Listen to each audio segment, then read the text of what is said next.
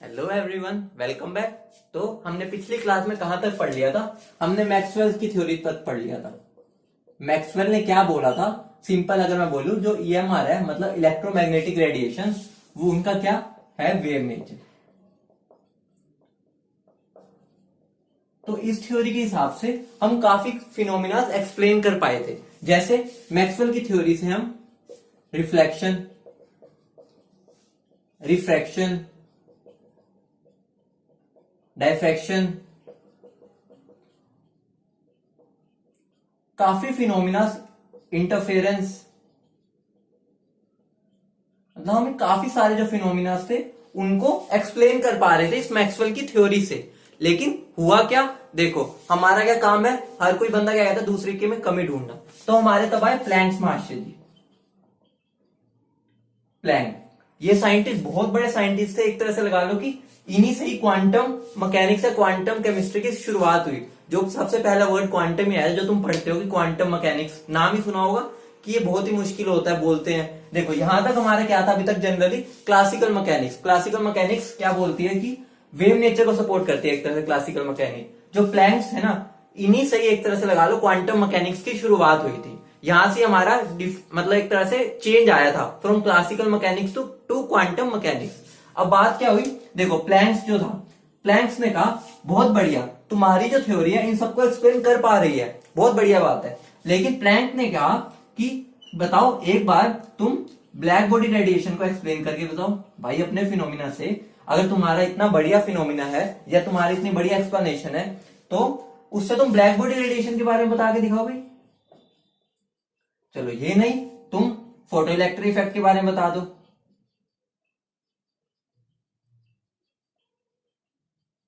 तीसरा, line spectra of hydrogen, वो मैंने तुम्हें रदरफोर्ड में भी बताया था कि उसकी वो ड्रॉबैक थी।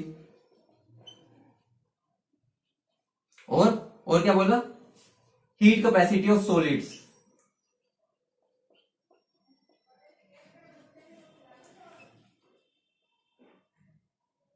वेरिएशन विद टेम्परेचर, मतलब हीट कैपेसिटी ऑफ जो सॉलिड होते हैं उसका वेरिएशन विद टेम्परेचर। तो प्लैंक्स महर्षि जी ने क्या कहा मैक्सवेल को कि भाई तुम्हारी थ्योरी बहुत बढ़िया काम कर रही है, लेकिन इन फिनोमिनस को भी एक बार एक्सप्लेन करके दिखाओ। तो हुआ क्या? मैक्सवेल की थ्योरी इन सबको एक्सप्लेन नहीं कर पाई। तो एक तरह से मैं क्या बोल सकता हूं, ये मैक्सवेल थ्योरी की ड्रॉबैक थी, मतलब वो हमारे ये चारों फिनोमिनस को एक्सप्लेन ही नहीं कर पा रही थी। तो फिर यहां से हमारी क्या प्लैंक्स क्वांटम थ्योरी आई। प्लैंक्स क्वांटम थ्योरी क्या कहती थी? देखो, अगर देखो ये क्या, अगर कोई पूछे what were the drawbacks of Maxwell theory, तो उसकी क्या थी? वो इन चारों फिनोमिनस को एक्सप्लेन ही नहीं कर पा रही थी। दूसरी बात, देखो ये जो थ्योरी है, ये मैक्सवेल की थ्योरी, ये प्लैंक्स की थ्योरी, ये क्या थी? ऐसा नहीं है कि ये बाद में हुई, मतलब ये साथ साथ रिसर्च चल रही थी। जब लोग अपने एटॉमिक मॉडल्स दे रहे थे, ये अपनी थ्योरी पे काम कर रहे थे।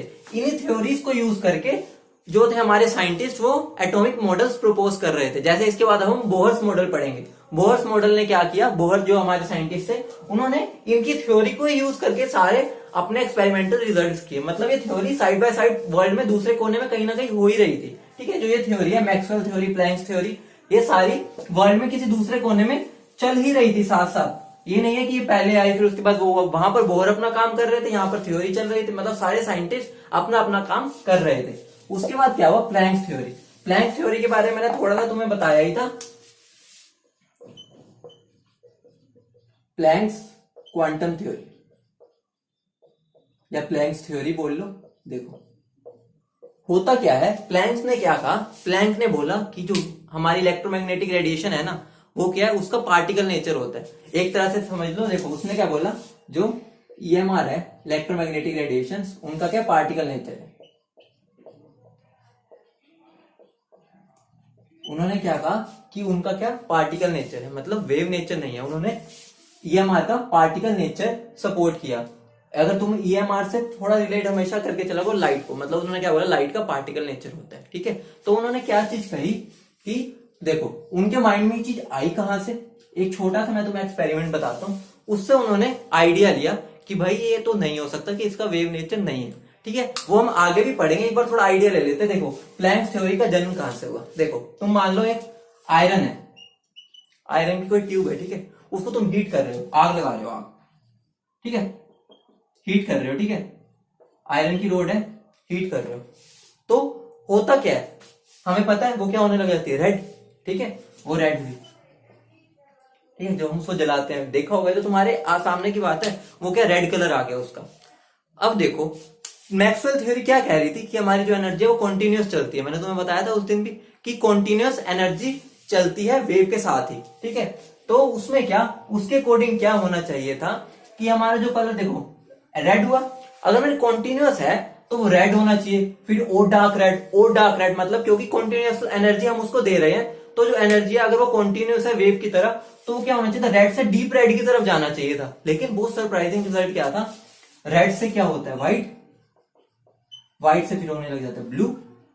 साइंटिस्ट हैरान हो गए कि भाई तुम एक बात बताओ, कॉन्टिन्यूस होती है एनर्जी, तो अगर मैं तुम्हें कॉन्टिन्यूस हीट करे जा रहा हूं तो क्या होना चाहिए था, रेड, पहले लाइट होता फिर धीरे धीरे डार्क, मतलब इंटेंसिटी बढ़ती जानी चाहिए थी, लेकिन हुआ क्या, हमारी पहले रेड थी रोड, फिर व्हाइट होने लगी, फिर ब्लू होने लगी। वहां से उन्हें क्या पता चला कि देखो एक बात बताओ, रेड क्या है मेरा लैम्डा, अगर मैं बोल रहा इसका क्या होता है, मैक्सिमम होता है, या एनर्जी मिनिमम होती है अगर हम विबग्योर की विजुअल लाइट की बात करें बस, और जो ब्लू होता है वो क्या होता है, मेरा लैम्डा मिनिमम होता है या एनर्जी मैक्सिमम होती है, बोल सकते हैं ना। तो देखो इससे क्या हो रहा है कि एक तरह से लगा लो कि जो एनर्जी है ना, एनर्जी वो कॉन्टिन्यूस होती तो वो रेड से डीप रेड की तरफ जाना चाहिए था, लेकिन हुआ क्या, रेड से वो ब्लू की तरफ शिफ्ट हो गई। इसका मतलब क्या हुआ कि जो एनर्जी है ना वो कॉन्टिन्यूस नहीं आ रही, वो डिसकॉन्टिन्यूस आ रही है। डिसकॉन्टिन्यूस मतलब उन्होंने क्या बोला, जो एनर्जी है ना, अगर कोई बॉडी एमिट या एब्जॉर्ब कर रही है वो इन the form of small packets करते हैं। स्मॉल पैकेट्स मतलब कैसे कि एक तरह से लगा लो कि एनर्जी के छोटे छोटे पैकेट्स है जो कि चल रहे हैं, मतलब कॉन्टिन्यूस वेव नहीं है, एनर्जी के पैकेट्स है, और उन्हीं को उन्होंने क्या बोला, क्वांटा। क्वांटा क्या था मेरा, सबसे छोटा एनर्जी का पैकेट। क्वांटा तो मेरा क्या हो गया, फिर यहां से उनके माइंड में तो क्वांटा क्या हो गया, स्मॉल पैकेट्स ऑफ एनर्जी।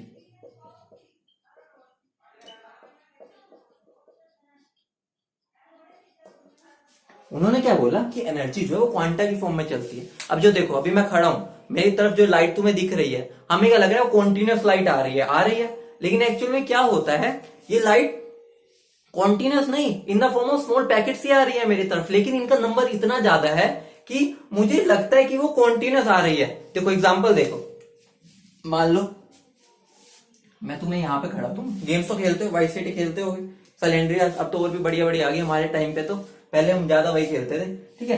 तो यहाँ पर हम क्या, मान लो मेरे पास सबसे पहले हमें कौन सी गन मिलती थी, वो देसी थी, जिसमें से देसी कट्टा है ना, तो उसमें से अगर मान लो मैं यहाँ पर पीछे खड़ा हूँ, दीवार के पीछे छुप के खड़ा हूँ यहाँ पे मैं, ठीक है, यहाँ पर मैं शॉट कर रहा हूँ, ठीक है, और मुझे यहाँ पे आवाज आ रही है टक टक टक, मतलब यहाँ पर कोई शूट कर रहा है, मुझे आवाज आ रही है, ठीक है, तो मुझे क्या लग रहा है कि ये ठीक है, मैं मान लिया स्मॉल स्मॉल एक तरह से वो आ रही है, इसको मैं क्या बोल सकता हूँ, एक स्मॉल पैकेट है, अगर तुम इसको रिलेट करके चलोगे स्मॉल पैकेट है, ठीक है, यही। लेकिन अगर मैंने ले ली मशीन गन, याद करो मशीन गन में क्या होता था, एक सेकंड में ऐसे धरा दूर पूरी ऐसे गोलियां चलती है, एक सेकंड में 10,000 ऐसे चल रही होती है। तो क्या हो रहा होता है, मशीन गन जब मैंने लगाई तो मुझे ऐसा लगता है कि भाई इतनी तेज तेज कॉन्टिन्यूस कहां से हो रही है, एक तरह शूट जो मेरे पे यहाँ पे शूटिंग हो रही है, यहाँ पे कोई मार रहा वो चला रहा है, यहाँ पर मुझे ऐसा लगेगा कि कॉन्टिन्यूस को यहाँ पर शूट कर रहा है। इसका मतलब क्या हो गया, देखो मशीन गन, और तुम्हें पता है मशीन गन के जो ये आ तो बड़ी सारी हमारे पास क्या आ रही है, जो ये छोड़ रहे हैं, ये जो गोलियां निकल रही है वो क्या है तो छोटी छोटी अलग अलग ही, मतलब लेकिन है तो डिसकॉन्टिन्यूस बोल सकते हैं, लेकिन यहाँ पर हमें जो मैं अगर मैं सुनूं या मैं फील करूं तो मुझे क्या लगेगा, कॉन्टिन्यूसली एक तरह से बम पूरी बारिश हो रही है। तो इसका मतलब क्या हो गया, जो मेरी तरफ लाइट आ रही है ना अभी लाइट, वो क्या है, in the form of small packets ही है, लेकिन वो इतना ज्यादा उनका नंबर है कि वो मुझे कॉन्टिन्यूस दिखती है। जैसे कि इस केस में मशीन गन अगर मैं शूट करता हूं तो मुझे ऐसा लगेगा अगर मैं सुनूंगा कि कॉन्टिन्यूस सारी एक तरह से बहुत सारी चल रही है, कॉन्टिन्यूस मेरे पास एक तरह क्या बोलते हैं उसको, कॉन्टिन्यूस को शूट कर रहा है, ठीक है। तो इसका मतलब क्या हो गया, लाइट जो है वो इन the form of small packets होती है। क्वांटा क्या, स्मॉल पैकेट ऑफ एनर्जी होती है। यही अगर मैं लाइट एनर्जी की बात करूं, फॉर लाइट एनर्जी, इन्हीं स्मॉल पैकेट को मैं क्या बोल देता हूं, फोटोन, ठीक है। फोटोन भी क्या है, स्मॉल पैकेट ऑफ एनर्जी ही है, लेकिन फॉर लाइट एनर्जी की अगर मैं बात करूं तो हम उसको क्या बोल देते हैं, फोटोन। एक तरह से अगर मैं बोलूं फोटोन क्या है कि एक स्मॉल पैकेट ऑफ एनर्जी, एक तरह से लगा लो कि मैंने उसके अंदर एनर्जी भर रखी है और वो बॉडी कॉन्टिन्यूसली एमिट कर रही है, ठीक है। और अब अगली बात देखो, तो अगर मैं बोलूं प्लैंक्स क्वांटम थ्योरी क्या थी, अगर तुम्हें लिखना है तो क्या है Planck's theory. According to Planck's theory, according to Planck's theory, the energy emitted or absorbed by a body is in the form of small packets which are called quanta, ठीक है। और for light energy these are called photons, ठीक है। अब अगली बात आती है, मुझे क्या पढ़ना है, characteristics of photon.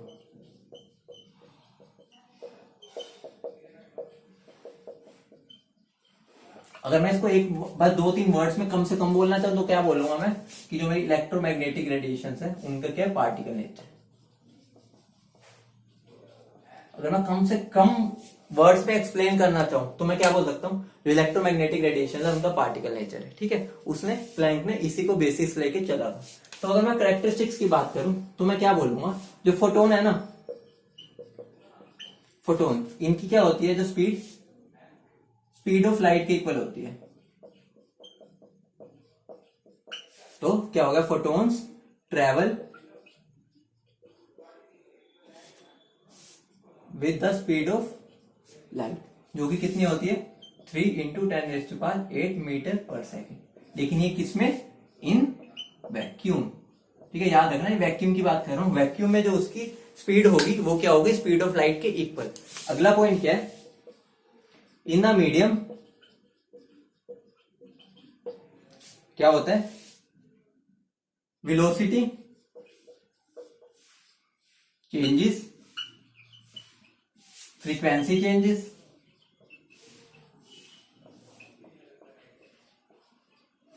But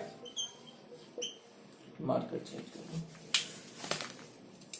velocity changes, frequency changes, but velocity changes, wavelength changes, sorry, but the frequency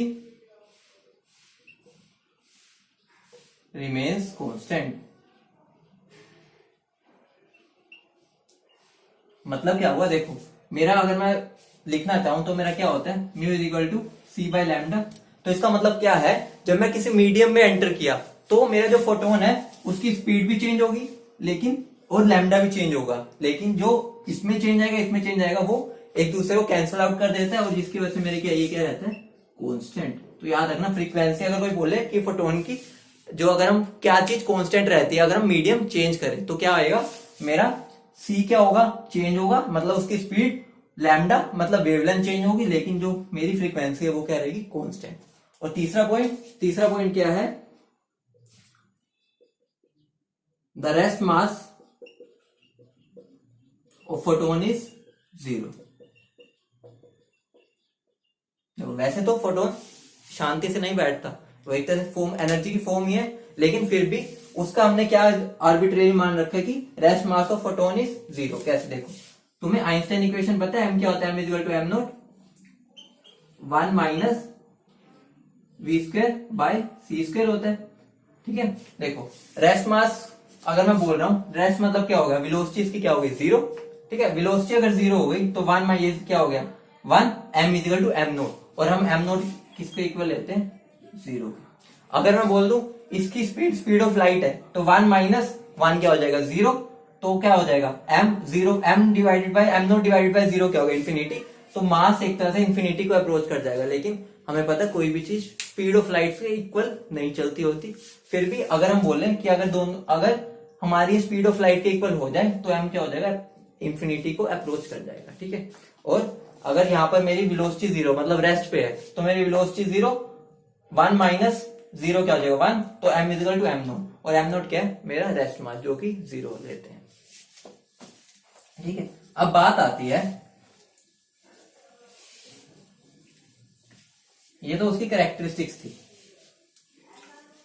अब बात आ रही है प्लैंक थ्योरी ने हमें और क्या दिया, ठीक है। प्लैंक, ये तो अभी हमने कैरेक्टरिस्टिक्स पढ़ ली, तो एक बात याद रखना, अकॉर्डिंग टू प्लैंक्स थ्योरी के अकॉर्डिंग क्या होता है, according to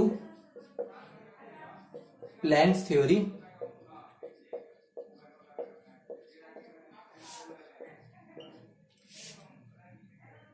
the energy emitted or absorbed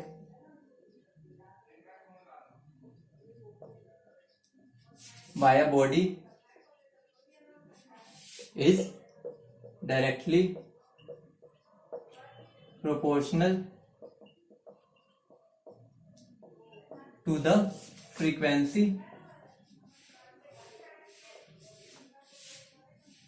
of radiation। ये क्या बोलता है, देखो इसके अकॉर्डिंग क्या, एनर्जी जो ट्रांसमिट हो रही है, एब्जॉर्ब हो रही है बॉडी की, वो क्या होगा, directly proportional to frequency of radiation. मतलब कि मान लो एक मेरी बॉडी है, उसने एक रेडिएशन एमिट की है, ठीक है, जिसकी फ्रीक्वेंसी है म्यू।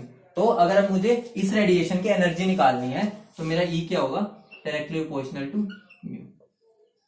ये उसका उसने मैथमेटिकल एक एक्सप्रेशन दिया था, और मेरा E is equal to H nu, और एच क्या हो गया, एच क्या है मेरा, प्लैंक्स कांस्टेंट, प्लैंक्स कांस्टेंट, ठीक है। और इसकी वैल्यू होती है 6.624 इंटू 10⁻⁻34 जूल सेकेंड। ये उसकी क्या होती है, वैल्यू होती है, ठीक है। अब देखो, अब होगा क्या, हमने ये चीज पढ़ी, अब अगर मैं तुम्हें समझाऊं कि ये चीज भी कहां से आई, देखो बहुत इंटरेस्टिंग है, याद नहीं करना, समझ लो बस, और तुम्हारे लिए बहुत फायदा होगा, क्योंकि तुम्हें भी समझ आ जाएगा हुआ कैसे। देखो अगर मैं बोलना चाहूं इस चीज का, देखो अभी मैंने तुम्हें एक आयरन वाला एग्जांपल दिलाया था, ठीक है, याद करो मैंने क्या बताया था कि वो रेड से ब्लू की तरफ जा रहा था, और वो कब जा रहा था, जब मैं उसको टेम्परेचर दे रहा था। इसका मतलब क्या हो रहा था, जैसे जैसे टेम्परेचर बढ़ा रहे थे, एक तरह से हम उसको एनर्जी दे रहे थे, तो जो रेडिएशन निकल रही थी, मतलब जो हमें कलर दिख रहा था ब्लू, तो वो क्या हो रहा था, एक तरह से रेड से ब्लू की तरफ शिफ्ट हुआ था, मतलब रेडिएशन जो थी वो रेड से ब्लू की तरफ शिफ्ट हुई। इसका मतलब क्या हो गया, टेम्परेचर देने से इनडायरेक्टली मैं क्या रेडिएशन निकाल रहा हूं, तो मेरे जो रेडिएशन निकल रही है उसकी एनर्जी देखो क्या हो रही है, देखो इसकी क्या होती है, म्यू की बात करूं, इसका कम होता है एज कम्पेयर टू इसका म्यू ज्यादा होता है, ठीक है, ब्लू का ज्यादा होता है। इसका मतलब क्या होगा, जो हमारी एनर्जी है वो डायरेक्टली प्रोपोर्शनल टू म्यू हो गई। ये हम आगे भी अच्छे से डिस्कस करेंगे, ये बस मैं समझा रहा हूं कि E directly proportional to mu कहां से आया, ठीक है। अब देखो ये चीज अब हमने कर ली, इस चीज को बहुत ज्यादा एक तरह से लगा लो कि बहुत ज्यादा यूज है, बहुत ज्यादा, हद से ज्यादा। ये जो है इस पे न्यूमेरिकल बहुत सारे बनेंगे। कैसे न्यूमेरिकल्स बनेंगे, देखो क्वेश्चन करके देखते हैं, फिर तुम्हें समझ आ जाएगा कौन कौन से न्यूमेरिकल बनेंगे। न्यूमेरिकल लिखो, calculate the energy of a photon, calculate the energy of a photon having wavelength 6.624 angstrom, ठीक है। ये मेरा क्या है, मुझे एनर्जी निकालनी है, या ये ले लो 6624 एंगस्ट्रॉम मेरी क्या है, एनर्जी निकालनी है, जिसकी उस फोटोन की जिसकी वेवलेंथ है 6624 एंगस्ट्रॉम, ठीक है, यही है ना, हाँ ठीक है। तो देखो क्या होगा, अगर मैं एनर्जी निकालना चाहूं इसकी, ई क्या होगा मेरा, एच न्यू होता है, ई क्या होगा मेरा, एच न्यू।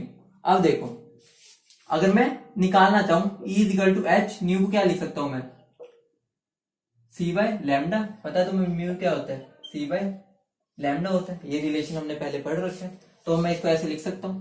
तो मेरा ई क्या हो जाएगा, एच की वैल्यू क्या है 6.6, कई बार 2 मतलब 2 भी ले लेते हैं, 3 भी ले लेते हैं, अभी हम क्या मान के चल रहे हैं 6.624 इंटू 10⁻⁻34। स्पीड ऑफ लाइट क्या 3 इंटू 10⁸, और लैम्डा क्या दे रखा है मुझे 6.624 एंगस्ट्रॉम। तो क्या बनेगा 6.624 एंगस्ट्रॉम है, इसको मीटर में करना पड़ेगा 10⁻10 से। तो ये मेरा क्या, इससे ये कट गया, ये क्या, इससे मेरा क्या होगा -24, और माइनस ये क्या बन जाएगा, मेरी ई की वैल्यू क्या बन जाएगी 3 इंटू 10⁻16 जूल। ये मेरा क्या आ गया आंसर। अभी मैं तुम्हें वैल्यू ऐसी जान के दे रहा हूँ ताकि तुम्हें अप्लाई करना आ जाए। पेपर में तो डिफरेंट ही वैल्यू आएगी जहां तुम्हें सोल्व करना होता है, ये बस मैं तुम्हें कैसे अप्लाई करना वो सिखा रहा हूँ। एक तो चीज हो गई ये, ठीक है। एक और क्वेश्चन, अभी मैं तुम्हें आगे जाके ट्रिक भी बताऊंगा कैसे हमें क्वेश्चन को इजीली सोल्व करना है। लगना यही चीज ही है, एक फॉर्मूला है पूरा प्लैंक्स थ्योरी, लेकिन उसको हम जितना एफिशिएंटली अप्लाई कर सके उतना ही हमारे लिए फायदा है। देखो अगला क्वेश्चन लिखो, find the ratio of energy of 2 photons having wavelength 2000 angstrom and 4000 angstrom. मुझे क्या रेशियो निकालनी है एनर्जी का 2 फॉर, देखो एनर्जी मेरा क्या होता है एच सी बाय लैम्डा होता है। अगर मैं तुम्हें ये देखूं एच और सी मेरा क्या है, कांस्टेंट टर्म था, इनकी वैल्यू तो कांस्टेंट रहेगी, तो मेरा ई डायरेक्टली प्रोपोर्शनल किसके हो गया 1 बाय लैम्डा के। तो बस इसको अप्लाई कर, तो E1 by E2 equal to lambda 2 by lambda 1। तो लैम्डा 2 क्या मेरा 4000 अपॉन 2000। यहाँ पर तुम उसको यूनिट कन्वर्ट करो मीटर में चाहे ना करो, रेशियो है, रेशियो हमेशा कोई फर्क नहीं पड़ेगा रेशियो। तो मेरा आंसर क्या आ जाएगा 2। तो मेरा E1 बाई E2 क्या आ गया इज इक्वल टू 2। ये क्या आ गया मेरा रेशियो। ये तो हो गई सिंपल से एग्जांपल। अब मैं तुम्हें एक और चीज समझाता हूँ, बहुत इंपॉर्टेंट चीज है वो, बहुत समझने से तुम्हारा बहुत कुछ सोल्व होगा। देखो अभी हमने क्या किया है, E is equal to H C by lambda, formula एक ही पड़ा है, ठीक है, बहुत सिंपल है। अब देखो एक बात बताओ, मुझे अगर ई की वैल्यू निकालनी है, ये तो मेरा हमेशा के लिए कांस्टेंट ही रहेगा, तो क्यों ना मैं इसकी वैल्यू निकाल दूं। और अगर मैं वैल्यू निकाल देता हूं तो मुझे बस इसकी वैल्यू पुट करनी है और यहाँ पर बस मेरी एनर्जी की वैल्यू आ जाएगी। तो क्यों ना हम इस एच सी की वैल्यू का पता कर ले, ठीक है। इससे पता करने से तुम्हारा बहुत फायदा हो जाएगा। और हम एक और चीज पढ़ेंगे, एक होती है टर्म इलेक्ट्रॉन वोल्ट।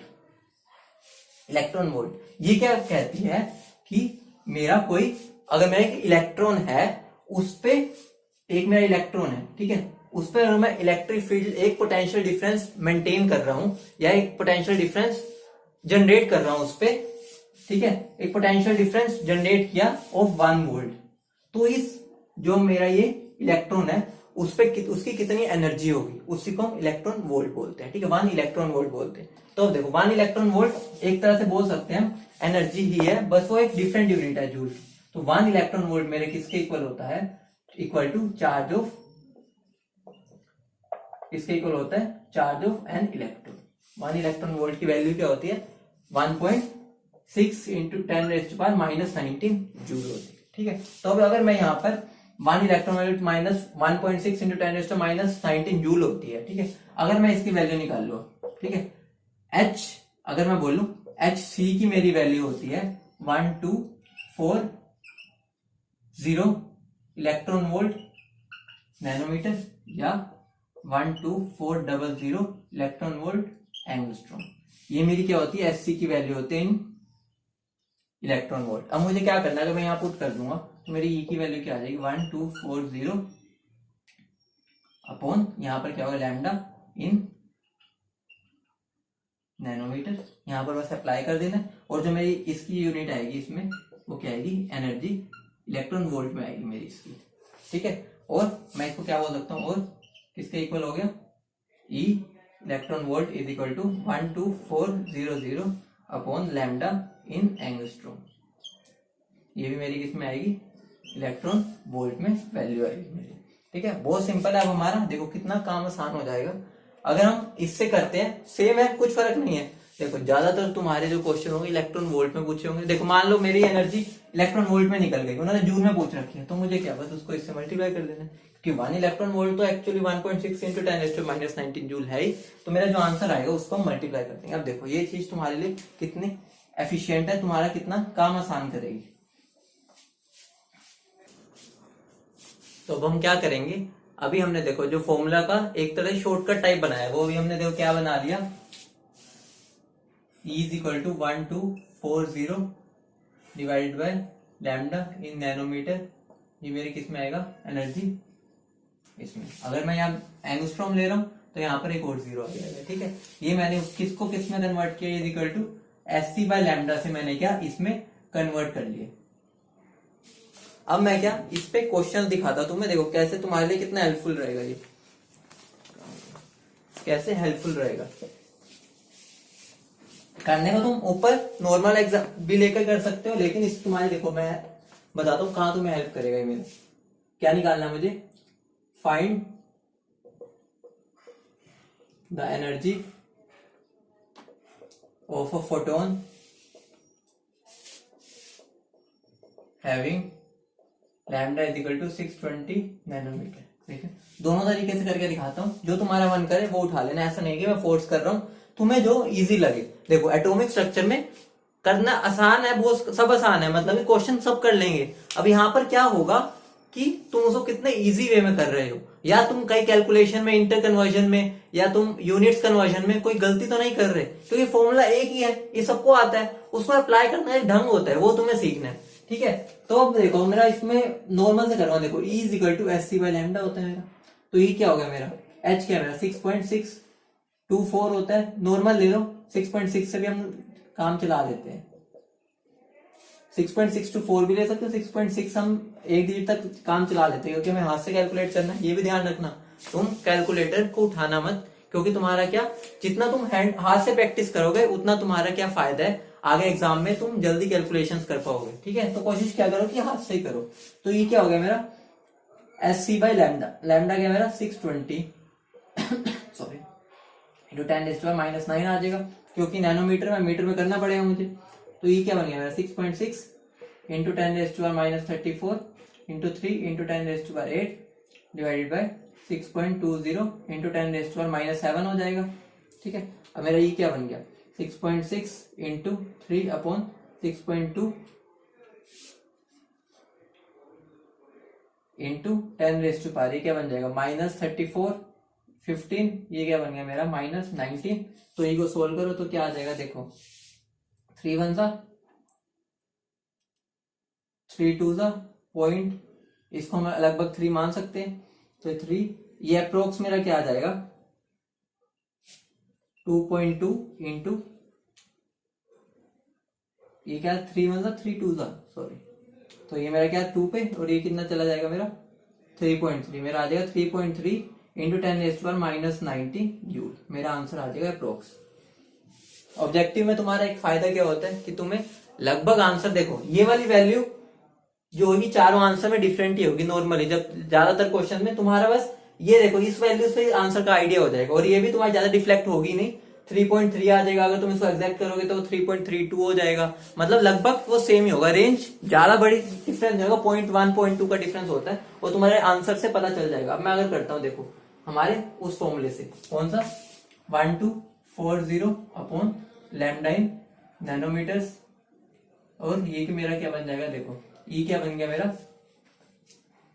1240 बाय 620, ये क्या बन गया 2 electron volt.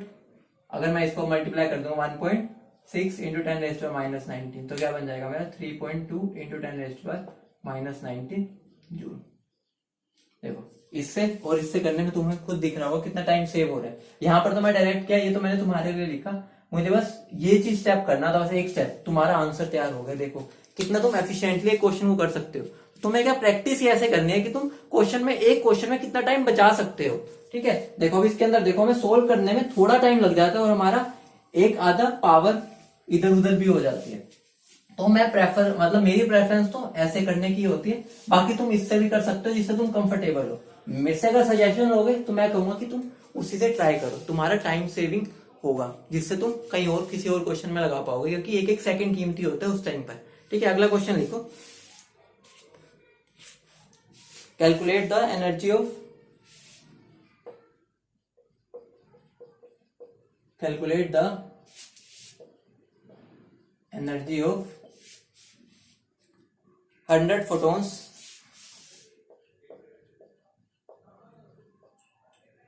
if the wavelength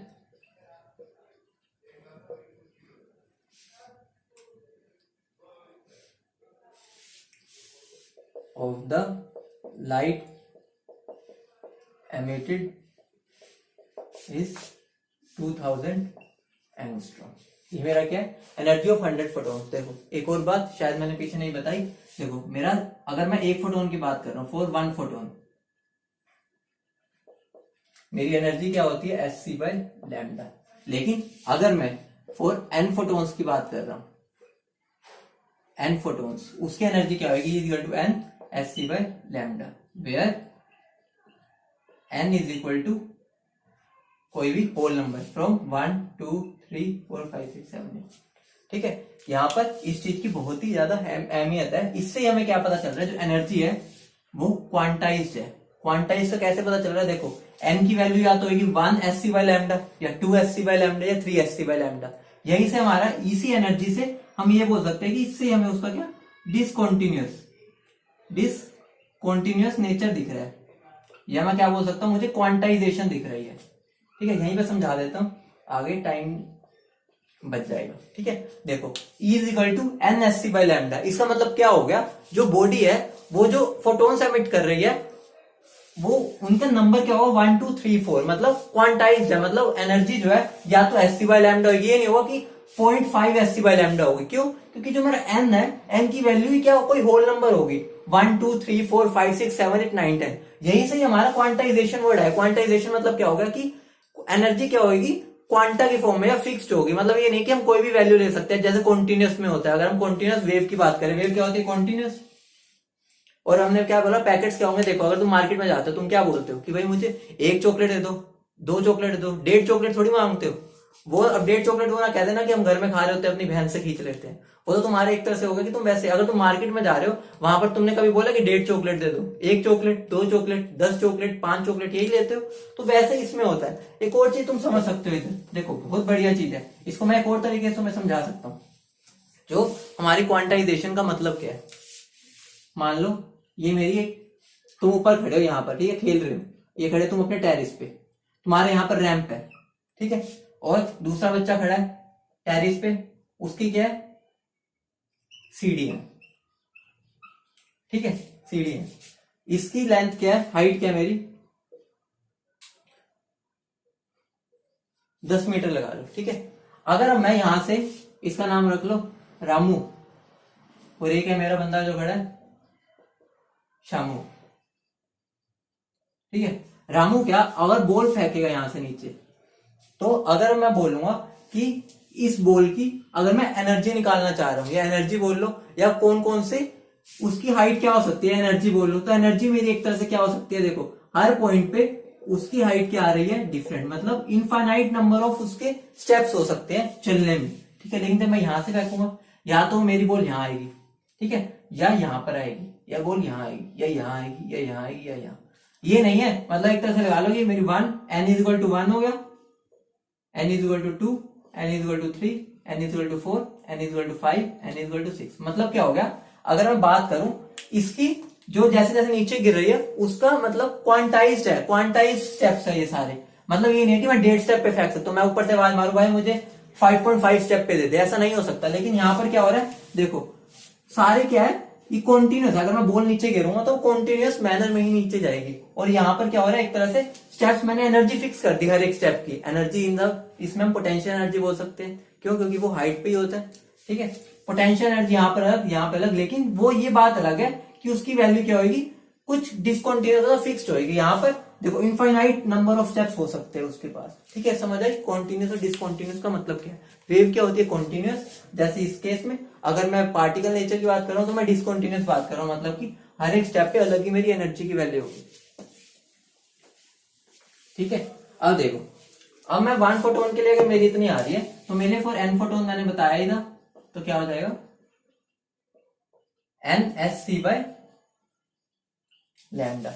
मेरा n क्या है यहाँ पर, कोई भी नंबर 1 से लेके 1 2 3 4 5 6 7 8 9 ऐसे नंबर है, ठीक है। और वो क्या बता रहा है कि क्वांटाइज्ड है मेरी एनर्जी, मतलब उसकी कुछ फिक्स वैल्यू होगी। मतलब ये नहीं है कि अपनी मर्जी से मैं बोल दूं मेरे 2.5 एस सी बाय लैम्डा चाहिए, वो नहीं हो सकती। उसकी value S C by lambda होगी, 2 एस सी बाय लैम्डा हो सकती है, 3 एस सी बाय लैम्डा हो सकती है, 4 एस सी बाय लैम्डा। इसको हम क्वांटाइजेशन बोलते हैं, एनर्जी का क्वांटाइजेशन, ठीक है। अब इस क्वेश्चन पे आ जाते हैं वापिस, क्वेश्चन तो बीच में ही रह गया, ठीक है।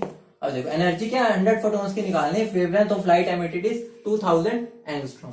अब मुझे देखो एनर्जी निकालनी है, वो क्या मेरा हो गया एनएससी बाय लैम्डा। मैं इसको क्या लिख सकता हूं, n 12400 अपॉन 2000 बहुत सिंपल है, देखो अब क्या हो जाएगा, ये मेरा 2 ये इधर चला गया, तो ये क्या 10, ये क्या हो गया मेरा 62।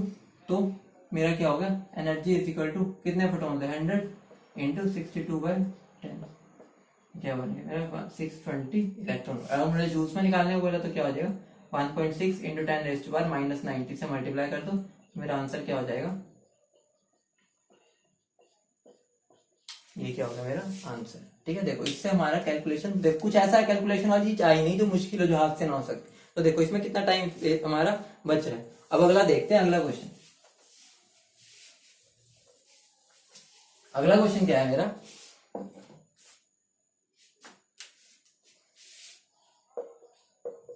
इस पे क्वेश्चन की प्रैक्टिस है। Light source of lambda is equal to 2000 angstrom emits 0.5 joule energy, 200 कर लो इसको, emits 0.5 joule energy. The number of photons will be, the number of photons emitted will be, देखो एक बात ध्यान रखना, ये जो हमने फॉर्मूला जनरेट किया है, उस फॉर्मूले में जब तुम यूनिट्स पुट करोगे तो उसका ध्यान रखना। अगर जो पहले वाला फॉर्मूला था उसके अंदर तुम हमेशा से लगे रहते हो, 10 टू द पावर ऊपर नीचे खेलते रहते हो, ये थोड़ा नया है तो इसमें थोड़ा ध्यान रखना यूनिट्स के ऊपर। ठीक है, अब मैं अगर इसमें बात करूं, मेरा क्या होगा, E equal to N S C by lambda होता है, तो मैं क्या लिखता हूँ, E equal to N 12400 by lambda, क्या दे रखा है मुझे 200, 62, एनर्जी मुझे क्या दे रखी है 0.5 जूल। ये ध्यान देना, एनर्जी मेरी अगर मैं इस फॉर्मूले के हिसाब से मेरी इलेक्ट्रॉन वोल्ट में होती है, तो अगर मुझे इलेक्ट्रॉन वोल्ट को कन्वर्ट करना है जूल में, तो क्या होता है, देखो 1 electron volt is equal to 1.6 into 10⁻90 joule होता है। तो मुझे क्या करना है, जूल को किस में कन्वर्ट करना है, इलेक्ट्रॉन वोल्ट में। तो क्या हो जाएगा, देखो 0.5 डिवाइडेड बाय क्या करना है 1.6 इंटू 10⁻90। देखो कैसे किया, देखो 1.6 इंटू 10⁻19 जूल में कितना 1 इलेक्ट्रॉन वोल्ट होता है, तो 1 जूल में कितना होगा 1/1.5 इंटू 10⁻19, तो 0.5 जूल में कितना होगा 0.5/1.6 इंटू 10⁻19। ये क्या सिंपल यूनिटरी मेथड है। तो ये मेरा ये हो गया, which is equal to n into 62। तो मेरी n की वैल्यू क्या होगी 0.5 अपॉन 1.6 इंटू 10⁻19 इंटू 62। तो n मेरा किसके इक्वल हो गया 5/16 इंटू 62 इंटू 10⁻19। तो इसको सोल्व कर लेना, तुम्हारा आंसर आ जाएगा। ठीक है, कितना इजी सा है, इसको बस सोल्व कर लेना। बस ये ध्यान रखना, अगर हम इसको direct S C by lambda में इसकी एच की वैल्यू पुट कर रहे हैं, सी की वैल्यू पुट कर रहे हैं, लैम्डा की मीटर में पुट कर रहे हैं, तो जूल में ही होता है। लेकिन हमने इसके अंदर स्पेसिफिकली ये जो एनर्जी होती है इलेक्ट्रॉन वोल्ट में होती है, तो उसको कन्वर्ट करना जूल में जरूर। देखो ये जो फॉर्मूला हमने बनाया वो तुम्हारे लिए फायदेमंद भी साबित हो सकता है अगर तुम समझ के करोगे। लेकिन अगर तुमने क्या किया, उसको बस फॉर्मूला याद कर लिया, उसको अप्लाई करना नहीं सीखा, तो क्या होगा, तुम उसको गलत तरीकों से लगा दोगे और तुम्हारा आंसर और दूर चला जाएगा जितना आना चाहिए था। ठीक है, तो मेरा आंसर इसके अंदर तुम निकाल लेना। एक और क्वेश्चन लिखो, ये इस चीज पे हम लास्ट क्वेश्चन कर रहे हैं। ठीक है, calculate number of photons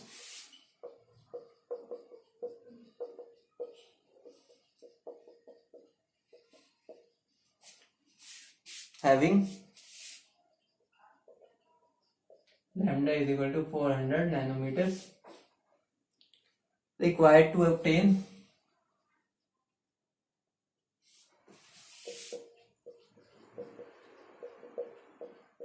an energy of 1 joule। देखो वैसा सही है, सिंपल सा है, तो क्या करना है बस, अब हम इसको जल्दी से जल्दी करने की कोशिश करते हैं। ठीक है, अभी मैंने तुम्हें अप्लाई करना सिखा दिया, तो ये मेरा क्या बन जाएगा, E is equal to S C by lambda होता है, तो मेरा ये क्या हो गया 124 नैनोमीटर में, तो ये वाली वैल्यू पुट करेंगे, तो यहाँ पर हमें n निकालना है, तो ये हो जाएगा। तो अब हमें एनर्जी कितनी है, 1 जूल, 1 जूल है, तो उसको अगर इलेक्ट्रॉन वोल्ट में करना तो क्या हो जाएगा, इतना, और ये क्या बन जाएगा, 4 10 4 3, तो क्या बन जाएगा 3.1 इंटू एन, तो मेरा एन क्या बन जाएगा 1/1.6 इंटू 3.1, यहाँ पे -34 क्यों करते, -9, तो 10⁻⁻19, तो ये मेरा क्या बन जाएगा 1/1.6 इंटू 3.1 इंटू 10⁻⁹, ये मेरा क्या आ जाएगा नंबर ऑफ फोटॉन्स का आंसर, जो कि इक्वल किसके हो जाएगा, आंसर क्या आएगा इसका 2 इंटू 10⁸ कह रहा हूँ, 2 इंटू 10⁻18 कह रहा हूँ।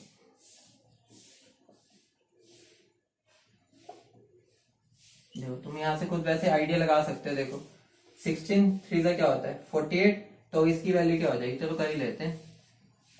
हाँ तुम कहोगे कि सर खुद तो कर नहीं रहे, तो क्या हो जाएगा 1/1.6, क्या बन जाएगा 4.8 इंटू 10⁻19, तो देखो इसको मैं अप्रोक्स लेने के लिए क्या बन जाएगा 1/5, तो मेरा क्या आ जाएगा 0.2 इंटू 10⁻19, जो कि इक्वल हो जाएगा 2 इंटू 10⁻18, मेरा नंबर आ रहा है। ठीक है, बहुत सिंपल है, बस तुम तरीका मत वो करना कि तुम उसको गलत तरीके से अप्रोच कर लो। एनर्जी जो होगी वो इलेक्ट्रॉन वोल्ट में पुट करना, यहाँ पर नैनोमीटर या एंगस्ट्रॉम, और ये वैल्यू देख लेना, अगर एंगस्ट्रॉम में तो हो जाएगा 00, अगर नैनोमीटर में है तो सिंगल 0।